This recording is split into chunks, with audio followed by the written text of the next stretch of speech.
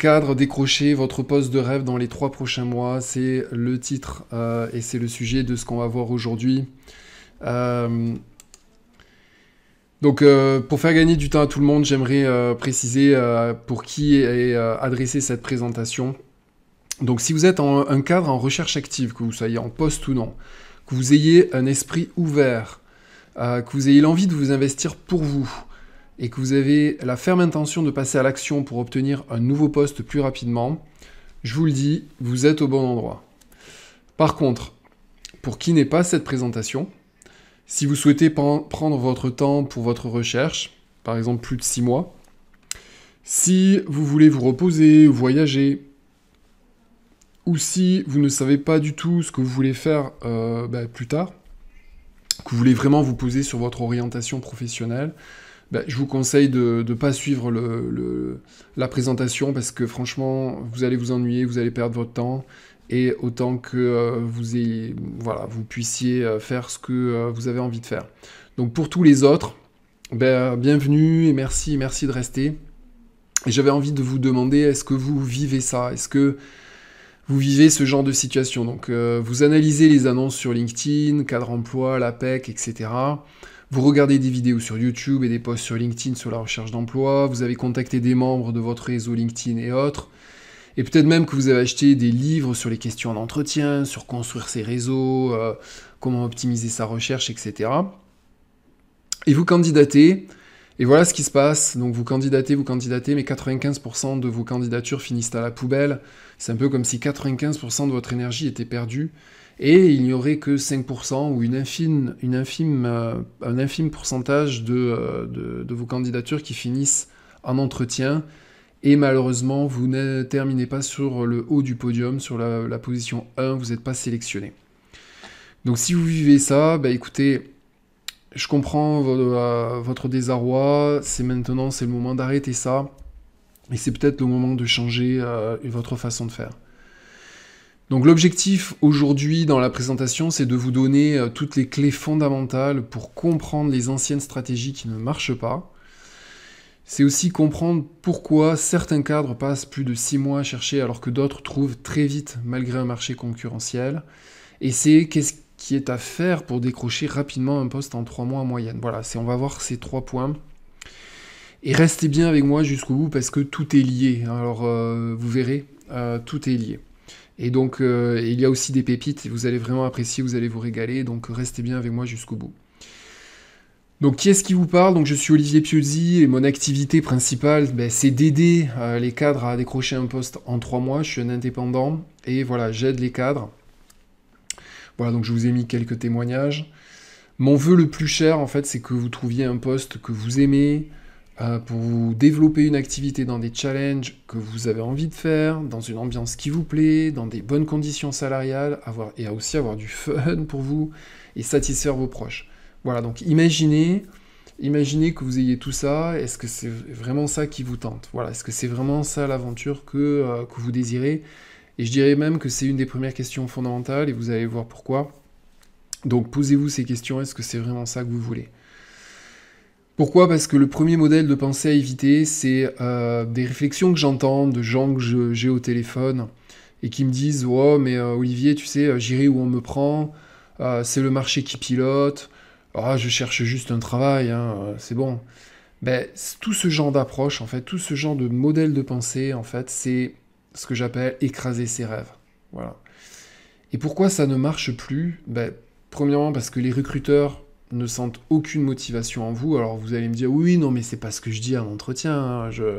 Oui, peut-être vous dites pas ça en entretien, mais un recruteur le sent. Donc si vous n'avez pas la posture au fond de vous, parce que vous n'avez pas eu le bon modèle de pensée, ça va se sentir.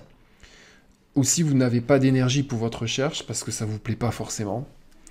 Et troisième point, et non des moindres, c'est que oui, peut-être que vous allez finir par avoir un poste qui peut-être vous plaît pas super, mais qu'est-ce que ça finit à la fin? Vous allez peut-être démissionner ou même finir en burn-out. L'autre modèle de pensée à éviter, c'est tout ce que j'appelle les peurs, en fait. Alors, j'en ai listé quelques-unes. Les peurs, je rencontre des gens ben on a tous des peurs. Voilà, on a tous des peurs, mais quand on est en recherche active, ben on a tendance à amplifier ces peurs.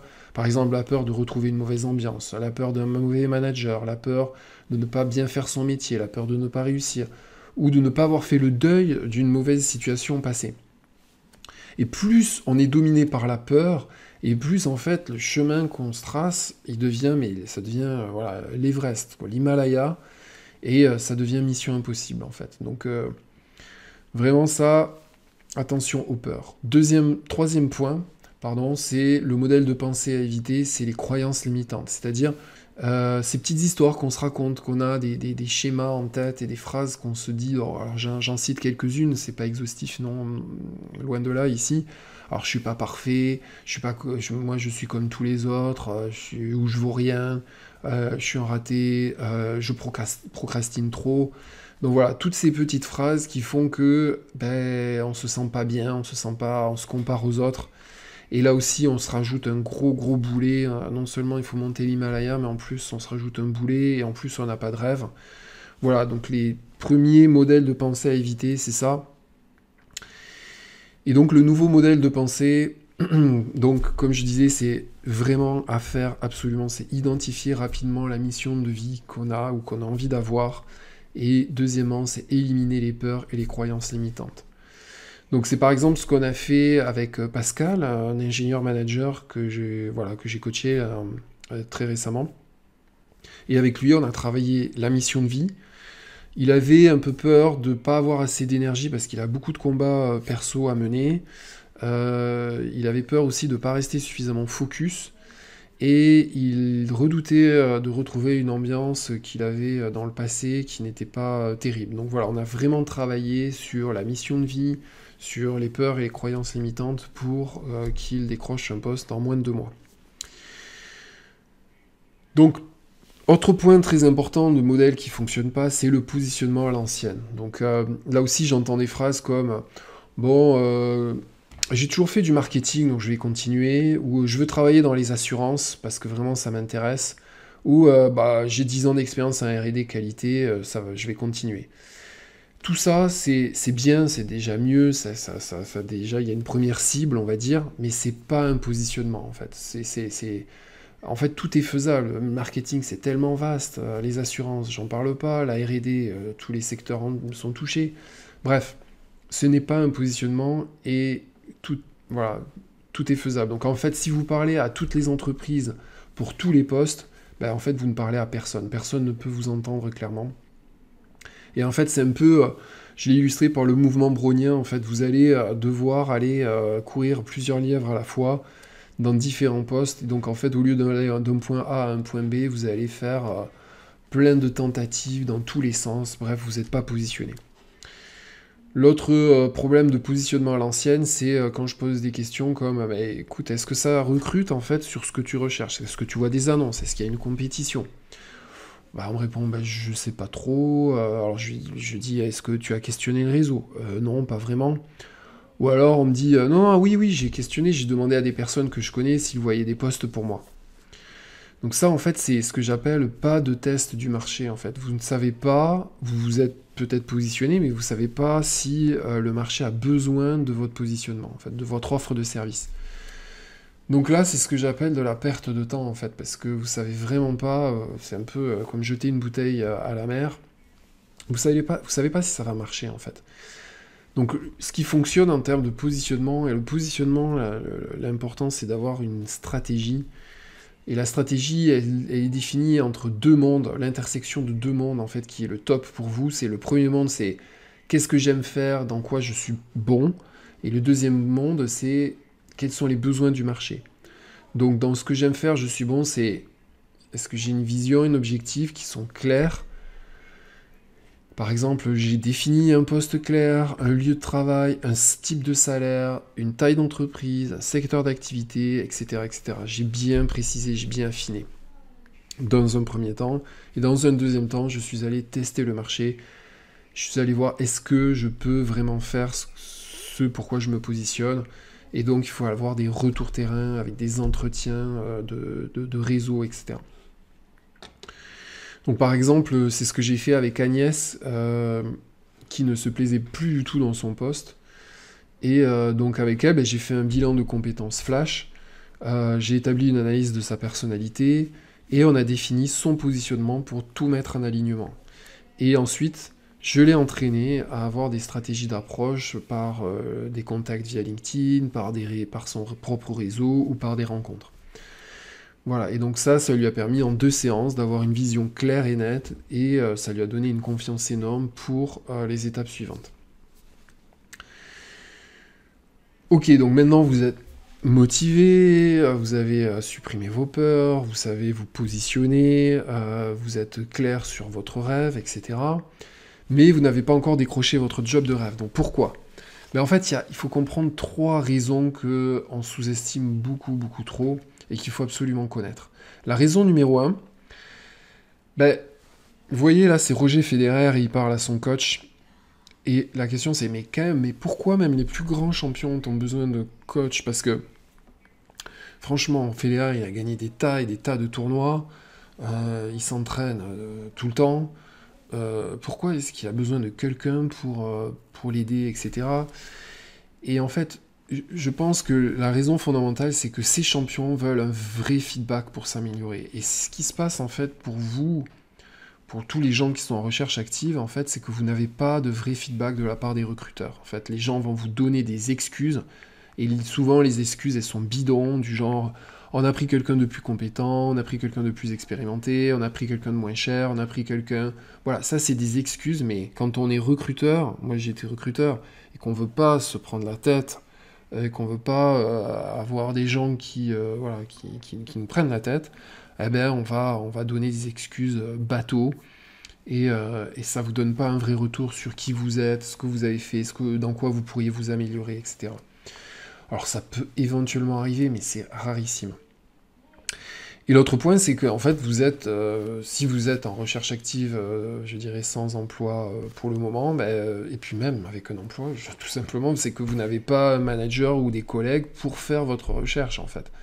Donc, vous êtes devant votre PC, vous essayez de prendre des rendez-vous, vous essayez d'avoir des feedbacks de gens qui sont dans le domaine, mais ils ne vous voient pas au quotidien comme un manager pourrait vous voir ou comme des collègues pourraient vous voir. Donc voilà, une des raisons pour lesquelles en fait la recherche d'emploi c'est compliqué, c'est l'histoire des feedbacks. La deuxième raison, c'est là aussi que les gens, je pense, ne connaissent pas forcément, c'est que le recrutement c'est contre-intuitif. Voilà. De dire la vérité sur votre vie passée en entreprise, franchement, c'est pas la meilleure chose à faire pour vous valoriser, et très souvent la vérité est pas forcément la bonne chose qui va faire en sorte que vous allez être recruté. Je dis pas qu'il faut mentir, mais je dis pas qu'il faut tout dire. Voilà. Être en mode vente directe, donc là, être en mode oui, moi il me faut un job, est-ce que tu peux trouver un job pour moi, voilà mon CV, etc. Ça va vous barrer des portes, voilà.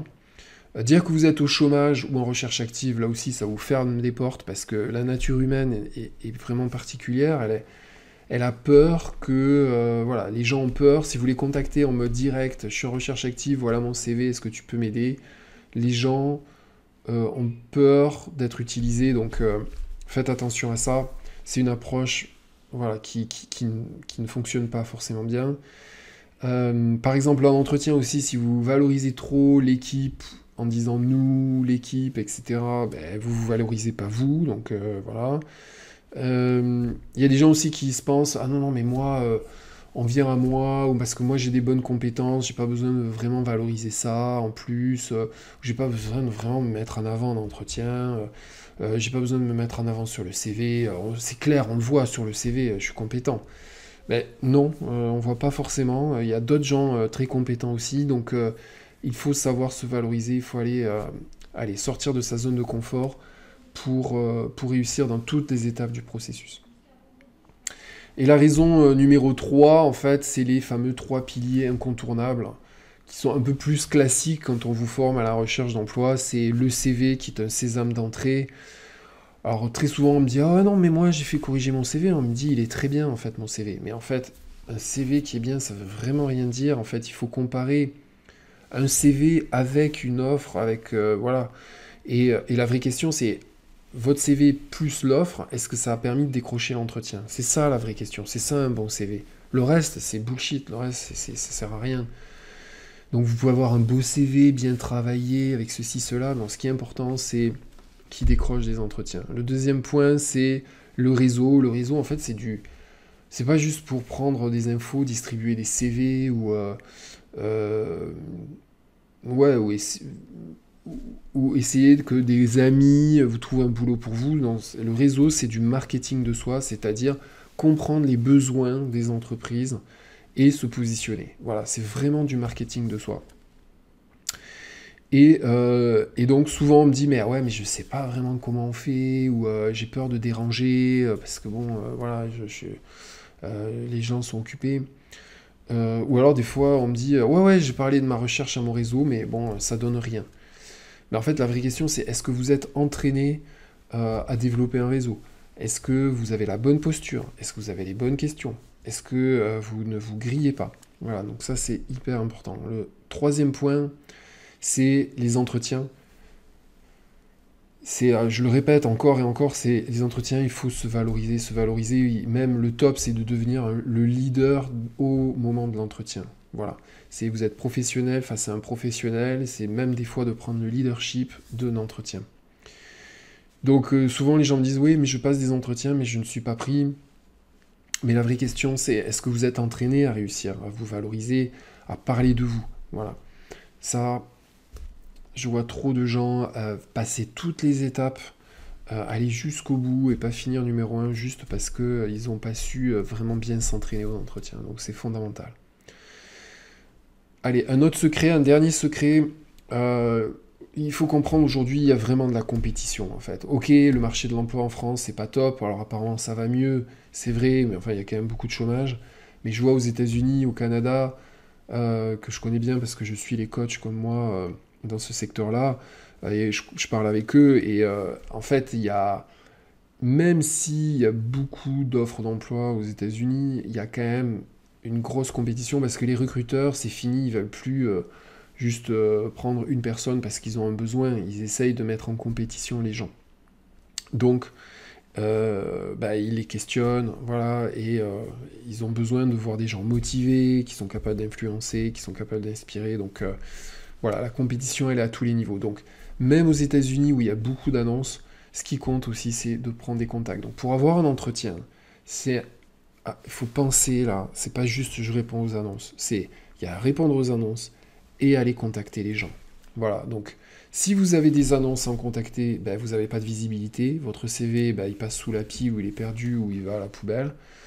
Ou alors, vous contactez des gens, mais bon, il n'y a pas d'annonce. C'est bien de contacter les gens sans annonce, ok, c'est super, mais c'est juste des renseignements. Ça, c'est bon pour vous, pour la partie réseau, mais ça ne va pas forcément vous donner un entretien d'embauche derrière.